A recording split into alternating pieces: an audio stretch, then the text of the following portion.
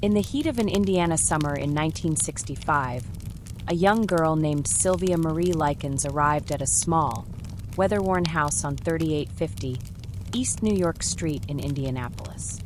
She was 16, bright-eyed, slender, with a soft smile that seemed to belong to someone who still believed the world was more kind than cruel. She carried no suitcase, just a few changes of clothes and the weight of uncertainty pressed into every stitch. Sylvia was not a runaway. She was not abandoned. She was left in trust. Her parents, Lester and Betty Likens, were carnival workers, moving from town to town, setting up booths, taking them down, and trying to provide for 5 children in a life where everything was temporary. Sylvia and her younger sister Jenny, who had suffered from polio and walked with a limp, were often left with relatives or acquaintances when the road became too hard or money too tight. In July of that year, the Likens met a woman named Gertrude Baniszewski. She lived alone with 7 of her own children, ranging in age from infancy to teenagers. Gertrude was gaunt and chain-smoking, with a drawn face that told the story of a life worn down by illness, broken marriages, and poverty. She told the Likens she could care for their daughters for $20 a week. It was supposed to be a favor, a safe place, a temporary home. They agreed. Lester dropped Sylvia and Jenny off with promises to visit when he could, reassured by Gertrude's calm voice and worn-down kindness. As he drove away, there was no reason to believe he had just made the worst mistake of his life. At first, the Baniszewski home was chaotic, but tolerable. The girls slept on thin mattresses. Meals were simple: bread, soup, beans, but it was enough. Sylvia helped with chores, watched over Gertrude's younger children, and occasionally attended church. Jenny stayed close to her sister, quiet and observant, as she always had been. But even in those first few days, something was off. Gertrude's moods shifted quickly. Her voice, soft one moment, could snap the next. The house smelled of neglect, unwashed clothes, sour milk, cigarettes, and discipline was administered in sharp slaps and thin threats. When the weekly payment from the Likens arrived late, everything changed. It wasn't just the meals that grew scarce. Gertrude began to single out Sylvia. She accused her of being dirty, of lying, of flirting with boys. There was no proof, just paranoia, the kind that festers when control is slipping. Gertrude's own children picked up on the shift immediately. Sylvia was no longer a guest. She was an outsider, a target. The punishment started small.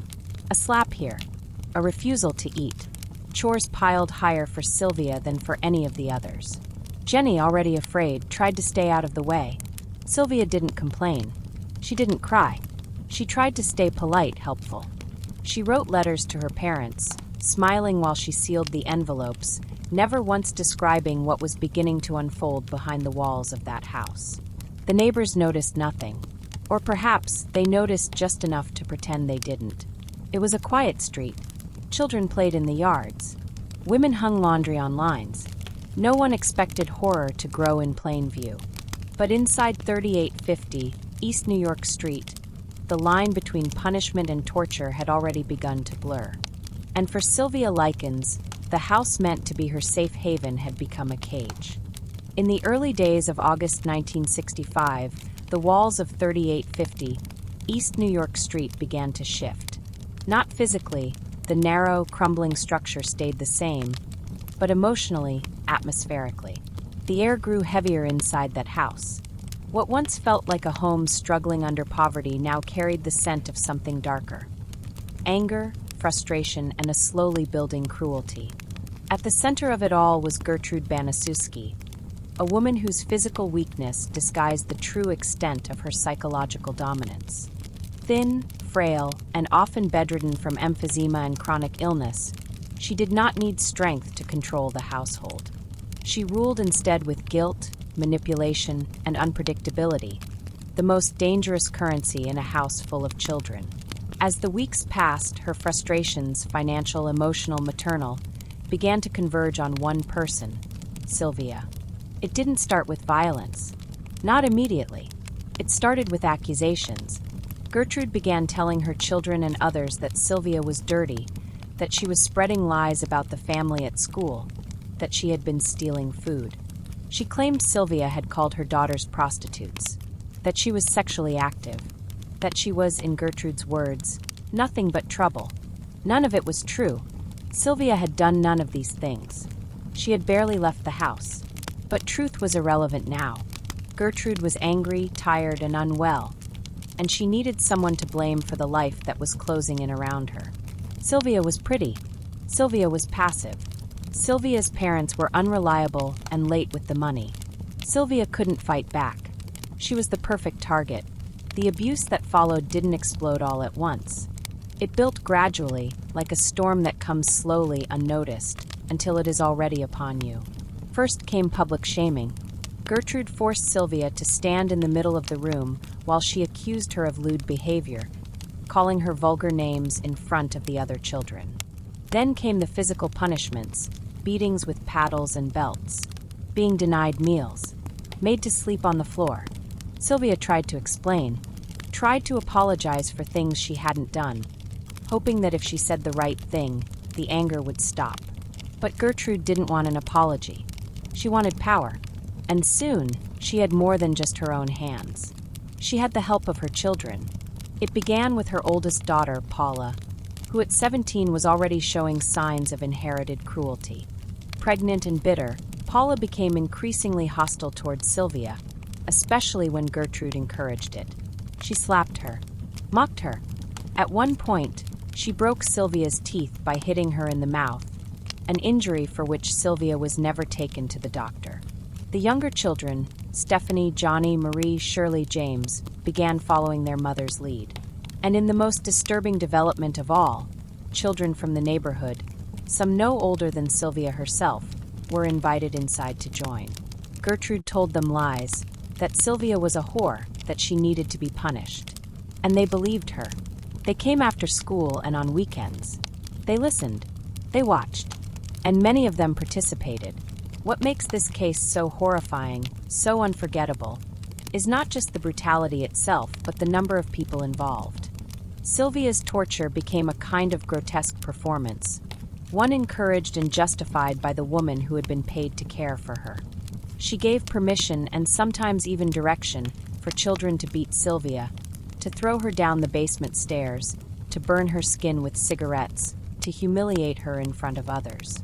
And all of this was happening in a regular home in a quiet neighborhood, with neighbors who occasionally caught glimpses, bruises, screams, crying, but said nothing.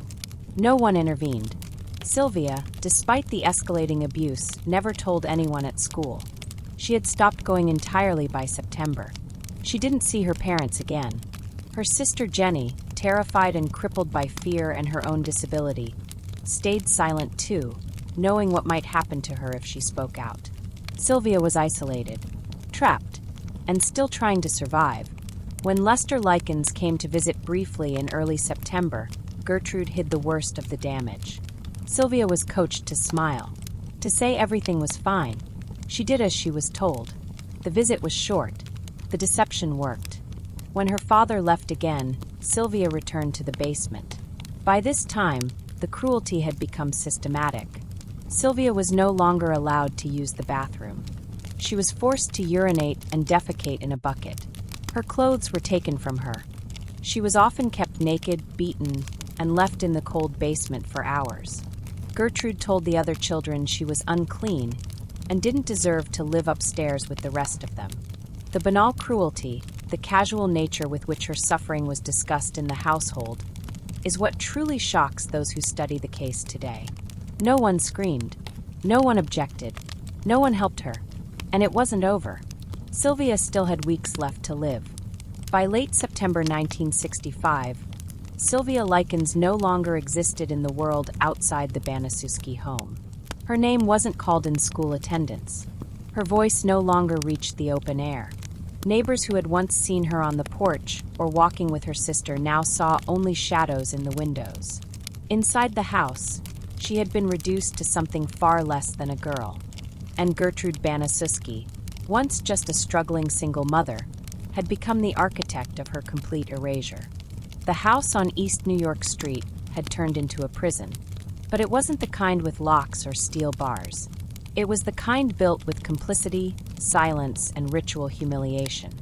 By this point, Sylvia was kept almost entirely in the basement, a space without furniture, without heat, without even a blanket.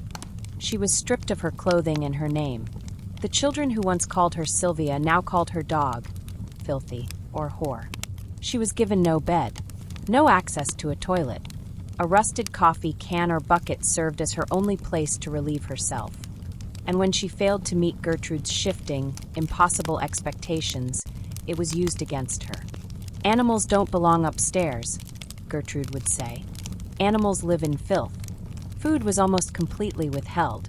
On rare occasions, she was given scraps, sometimes moldy bread, sometimes leftovers from the family's meals, dropped down the basement stairs as if feeding a stray.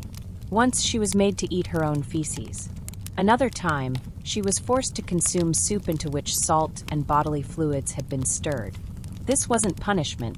It was systematic dehumanization, designed to break not just her body, but her mind. The psychological torment was just as relentless. Gertrude and the others told Sylvia daily that she was disgusting, that no one cared for her, that her parents had abandoned her and would never come back. They told her she deserved what was happening. They told her God hated her. They repeated these things until she began to believe them. Gertrude's children followed their mother's lead, not in protest, not reluctantly, but often with glee. They mimicked her cruelty like a game. They found entertainment in Sylvia's pain. Paula, the eldest daughter, would punch her in the stomach, sometimes while holding her own pregnant belly, as if punishing Sylvia for the burden she herself carried. Johnny, the youngest son, just 10 years old, would kick her, beat her with a broom, or lock her in the basement for hours at a time. But it didn't stop with Gertrude's own children. Neighborhood kids, some as young as 12, were invited into the house and encouraged to join. They came not once, but repeatedly. Some were offered coins or cigarettes. Some were simply told, "She deserves it." They burned her with cigarettes. They carved obscenities into her skin. They held her down while others beat her. They did it not in secret, but with Gertrude's permission, sometimes with her instruction. It became a spectacle. One of the most horrifying elements of Sylvia's torture is how ordinary it became inside that house. Her suffering was scheduled, normalized routine. The cries that once might have raised alarms now went unnoticed. Or worse, accepted. Gertrude would scold her own children for missing a chore or talking back, but not for kicking a half-naked, starving girl in the stomach. Jenny Likens, Sylvia's younger sister, witnessed most of it. Terrified and physically weak from her polio, she became trapped in a silent bargain for survival. Gertrude warned her that if she spoke out, she would receive the same treatment. And Jenny believed her. How could she not? One night, Sylvia tried to escape. Using the little strength she had, she climbed the basement stairs and made it to the door. But she was too weak. Her body collapsed, and she was dragged back down. After that, the door was nailed shut. The stairs, once a path to freedom, became a wall. In the final days of September, Sylvia's condition deteriorated beyond recognition. Her once bright eyes were sunken. Her lips were cracked. Her limbs bruised and covered in open sores. She was skeletal, no longer strong enough to stand. She lay on the concrete, trembling, unable to form coherent sentences. And still, no one intervened. Neighbors occasionally heard noises. One even witnessed a beating and said nothing. A school official had questioned her absence, but no visit followed. A local minister visited the home briefly. Gertrude explained that Sylvia was troubled, and the matter was dropped. Every adult who might have saved her turned away. Sylvia's humanity was not lost in a single moment, but rather through a series of choices, or non-choices, made by dozens of people. It didn't happen in a dark alley. It didn't happen in secret. It happened in a modest home in a working-class neighborhood, where children rode bikes past the windows, and mothers hung laundry just feet from where she lay dying. And Sylvia, who had once been entrusted to that home for safekeeping, had become something unrecognizable to those around her. Not because she changed, but because they had chosen to stop seeing her as human. By October 1965, Sylvia Likens was no longer a girl who simply lived in the Baniszewski home. She had become something else entirely in the eyes of her captors. She was no longer treated as a foster child, or even as a human being. She was something to be used, to be punished, to be destroyed. And yet, despite the open wounds on her body, despite the starvation, the isolation, the cigarette burns and carvings that scarred her skin, Sylvia's voice had not yet been silenced. She still spoke, even as her body began to fail her, even as Gertrude and the children did everything they could to strip her of dignity. Sylvia continued to speak, to plead, to question, to remember. Sometimes she whispered to herself. Sometimes she tried to comfort Jenny, telling her it wasn't her fault.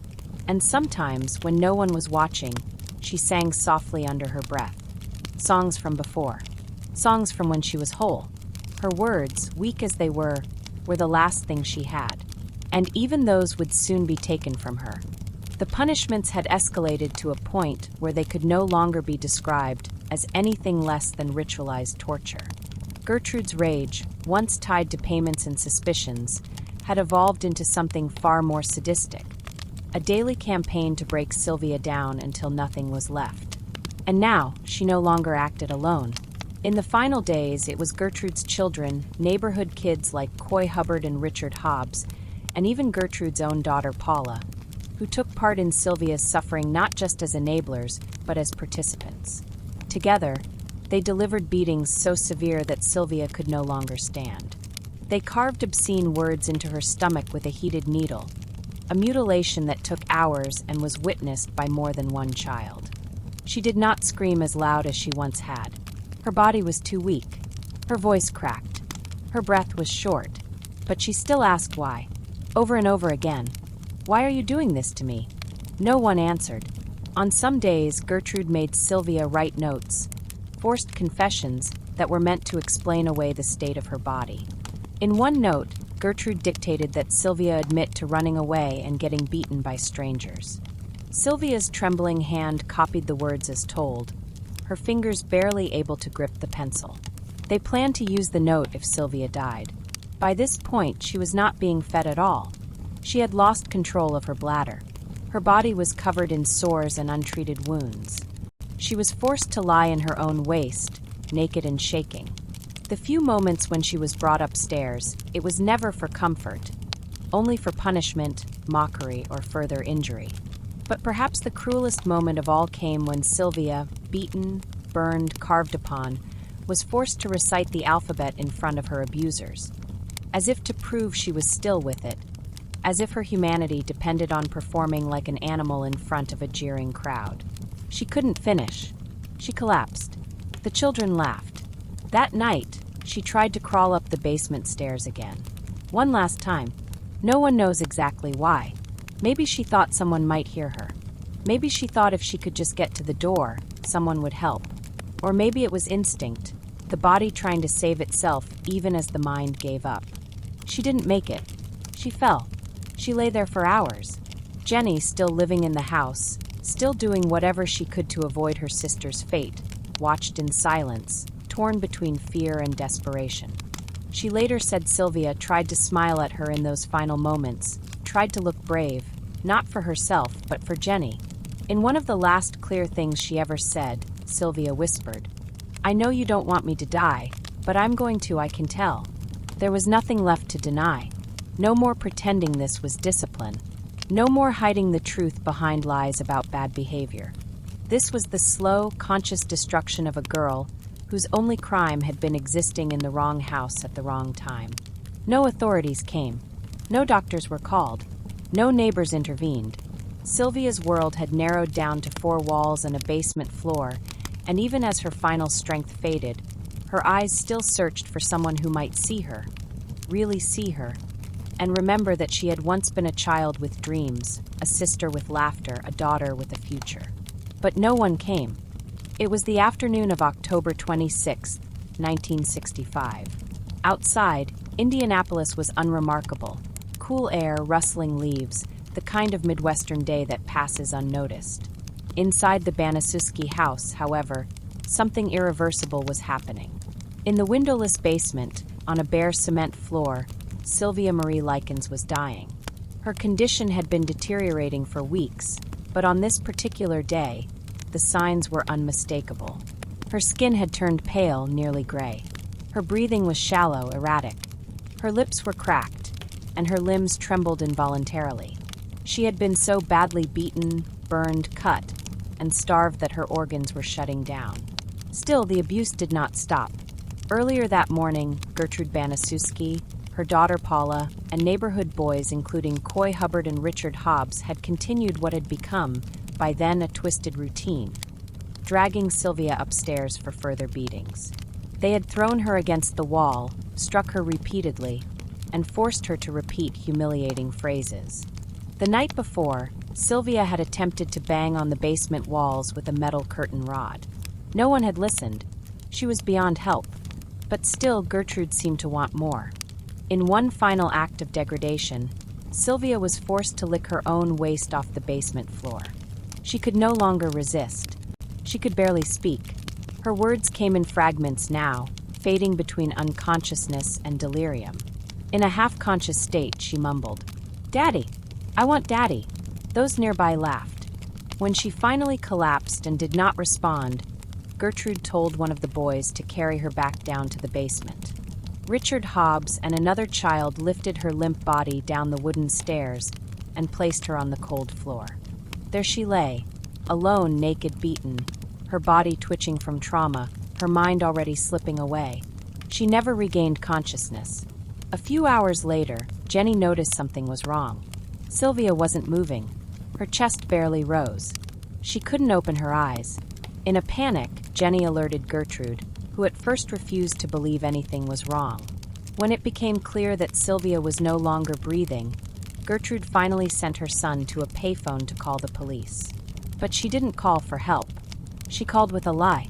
When officers arrived, Gertrude claimed that Sylvia had been out of control, that she had been running with boys, and that a gang of them had beaten her.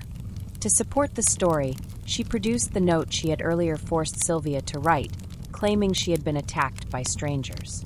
She acted confused, as if she had tried to help. But Sylvia's body told another story. The police took one look at her battered corpse, bruises, burns, cuts, carvings, malnourishment. The words, "I'm a prostitute and proud of it," burned into her stomach, and knew immediately that no stranger had done this. There were no defensive wounds, no signs of a struggle from an unknown assailant. This had been long-term, intimate torture, the kind that only comes from people who live with you, day after day, without mercy. Sylvia's body was taken from the house in a stretcher, covered in a thin sheet. She weighed less than 45 kilograms, with over 150 separate wounds across her body. Her official cause of death, brain hemorrhage, shock, and malnutrition. For a moment, the house stood still. Gertrude, who had manipulated the entire situation, tried to maintain the story. But under questioning, her story unraveled almost immediately. One child talked, then another, then another. Within hours, the full picture began to emerge. They hadn't just let Sylvia die. They had killed her, piece by piece, over a period of 3 straight months. As investigators questioned everyone in the house, Gertrude, Paula, the children, the neighbors, one truth became increasingly clear. Everyone had a chance to stop it. No one did. Sylvia had never run away. She had never lied. She had never asked for it. She had been a child, placed in a stranger's care for a few months while her parents worked, and that trust had been brutally betrayed. Outside the house, as the news began to spread, people struggled to understand how something so horrific could have happened in plain view, in a typical home, in an ordinary neighborhood. What kind of world allowed a child to be tortured to death in front of so many eyes? The answer was as simple as it was devastating: a world that looked away. The case of Sylvia Likens did not fade quietly into a corner of history. When news of her death reached the public, it struck like a thunderclap across the city of Indianapolis and beyond. The police reports, the autopsy photographs, and the sworn testimonies painted a picture so horrifying that even seasoned detectives were shaken. The public wanted justice, and the law moved swiftly. Within 48 hours of Sylvia's death, Gertrude Baniszewski and 5 others were arrested and charged. Among them were her daughter Paula, her son John, and 2 neighborhood boys, Coy Hubbard and Richard Hobbs. The charges: first-degree murder, child abuse, and conspiracy to commit assault. All of them, children and adults alike, had participated in Sylvia's torture. Some physically, some through silence and complicity. But it was Gertrude who stood at the center of the storm. The trial began in April 1966, held in Marion County. The courtroom filled quickly each morning: reporters, jurors, angry citizens, curious spectators. People came not just to witness the proceedings, but to understand how such a thing had happened. How a girl could be beaten, starved, burned, humiliated, and left to die while surrounded by people who called her house a home. The prosecution laid it out in brutal clarity. They detailed weeks of escalating abuse, the lies told to Sylvia's parents, the involvement of Gertrude's children, the disturbing participation of neighborhood kids who had been invited to join. They showed the court the handwritten notes Sylvia had been forced to write in her final hours, a false confession dictated by Gertrude to cover the crime. And they described Sylvia's injuries in clinical but unforgettable language. Over 150 wounds, including burns, lacerations, and branding. In court, Jenny Likens, Sylvia's younger sister, was the key witness. Just 15 years old, her voice shaking, she recounted the daily torture she had witnessed, but had been too afraid to stop. She explained how she had been threatened into silence, how Sylvia had begged for help, how she had watched her sister grow weaker with each passing day. Her testimony was devastating. So was the evidence. Photographs of Sylvia's body, shown reluctantly but necessarily, stunned even the jury. One of them wept openly. The injuries told the truth no one could ignore. This was not a sudden act of violence, not a moment of rage, but a campaign of cruelty, methodical and sustained. The defense, by contrast, was erratic and desperate. Gertrude's attorney claimed she was mentally ill, physically weak, and not responsible for her actions. He argued that she had been manipulated by the teenagers in the house, that she wasn't in control, that the children had exaggerated what happened. In a move that shocked even her own supporters, Gertrude tried to blame Sylvia herself, calling her a liar, a troublemaker, a bad influence. But the facts were immovable. Witness after witness testified that Gertrude had not only permitted the abuse, but had orchestrated it. She had weaponized her authority, turning her children and neighbors into accomplices. She had turned her home into a torture chamber. Paula Baniszewski, heavily pregnant during the trial, showed no visible remorse. She confessed to beating Sylvia, admitted to injuring her, but claimed she didn't understand the extent of the damage. She said it wasn't meant to kill her, as if that excused it. Richard Hobbs, Coy Hubbard, and John Baniszewski Jr., all minors, admitted their roles. They described the beatings, the cigarette burns, the carvings. Their testimonies were delivered with varying degrees of remorse, but what united them was a sense of disconnection, as if they hadn't fully understood what they were doing until it was too late. But the jury understood. After 17 days of testimony, the verdicts came swiftly. Gertrude Baniszewski was found guilty of first-degree murder and sentenced to life in prison. Paula Baniszewski was convicted of second-degree murder. Richard Hobbs, Coy Hubbard, and John Baniszewski Jr. were convicted of manslaughter and sentenced to 2 years in a juvenile facility. For many, the sentences felt both monumental and insufficient. Life in prison was justice. But what about the years Sylvia had suffered while no one came to her aid? What about the neighbors? The schools? The failure of every adult who had seen, or heard, or suspected. The trial ended. The courtroom emptied. And for a while the world moved on. But Sylvia did not disappear. Her story became a symbol, not only of what was done to her, but of what happens when cruelty is ignored, when pain is overlooked, when silence becomes deadly. The verdicts had been read, the headlines printed, and the cameras packed away. But nothing about the death of Sylvia Likens truly ended with the closing of the courtroom door. The people who had destroyed her life returned, one by one, to their own. Some carried the weight of what they had done. Others didn't seem to carry anything at all. Gertrude Baniszewski, convicted of first-degree murder, was sentenced to life in prison. For many, her conviction felt like a measure of justice, but justice would prove fleeting. In prison, Gertrude was described by staff as quiet and cooperative. She taught Bible study. She became known among inmates not as the woman who tortured a child to death, but as a model prisoner. After just 14 years, in 1985, she was granted parole. When the news broke, the public reaction was explosive. Communities protested. Letters poured into the parole board. Sylvia's surviving sister, Jenny, now a young woman, issued a statement. "If you let Gertrude out, she'll do it again. She's not sorry." But it didn't matter.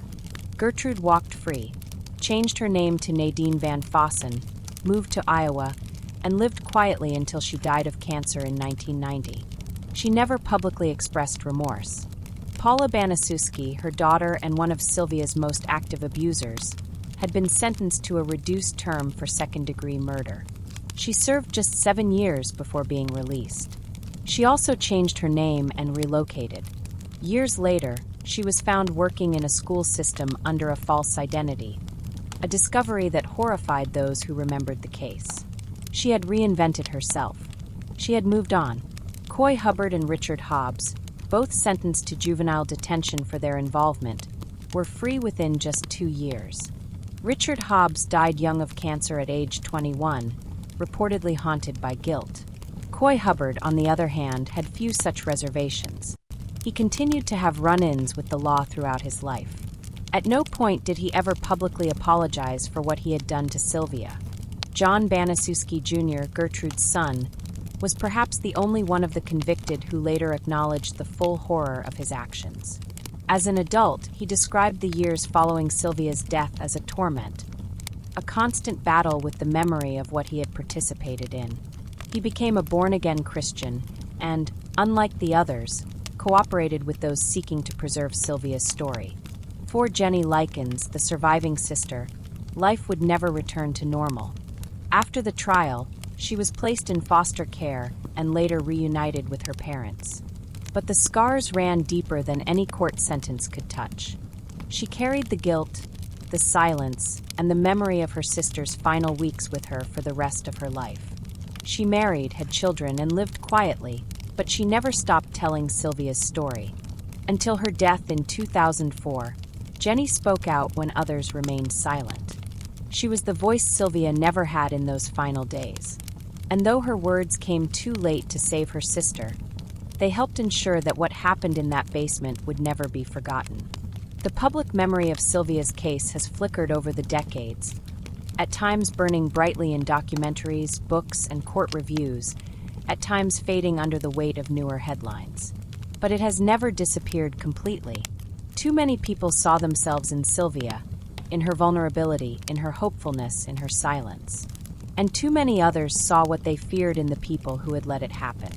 Over time, her name became a warning, a symbol of what happens when cruelty is normalized, when fear overtakes responsibility, and when the system fails its most innocent.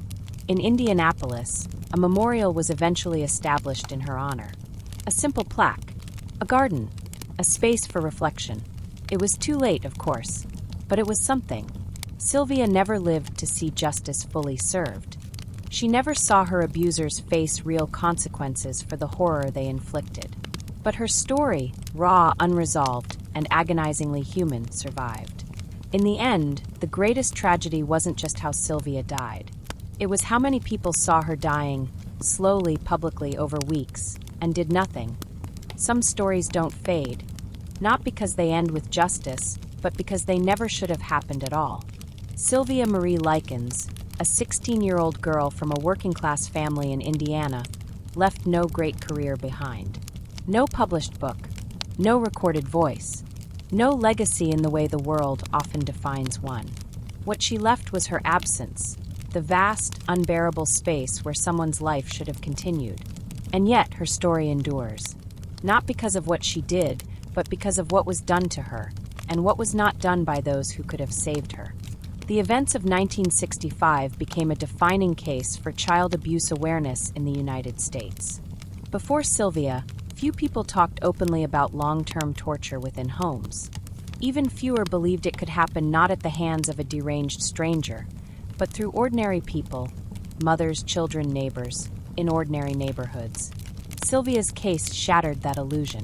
After the trial, lawmakers and educators slowly began to understand that child protection could not rely solely on the visible. Abuse was often invisible. It was in the silence, the absence of school attendance, the bruises that couldn't be explained, the change in a child's eyes. The case became mandatory reading in law courses, criminology programs, and child welfare training.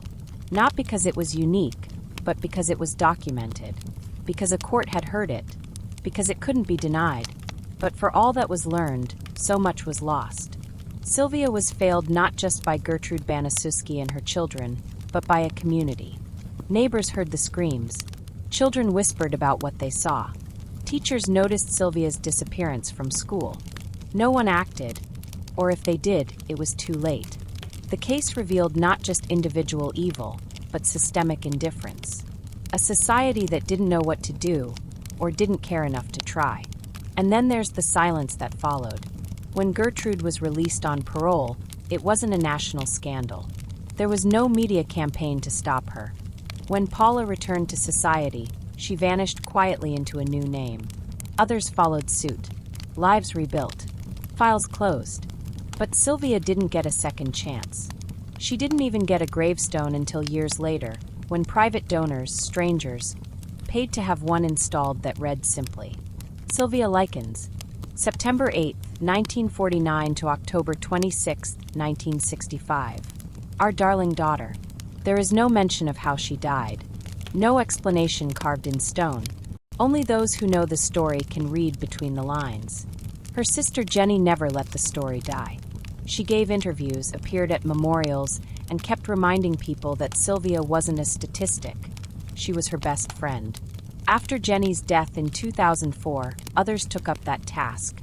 Historians, authors, documentarians, and survivors of abuse who saw in Sylvia a reflection of their own pain.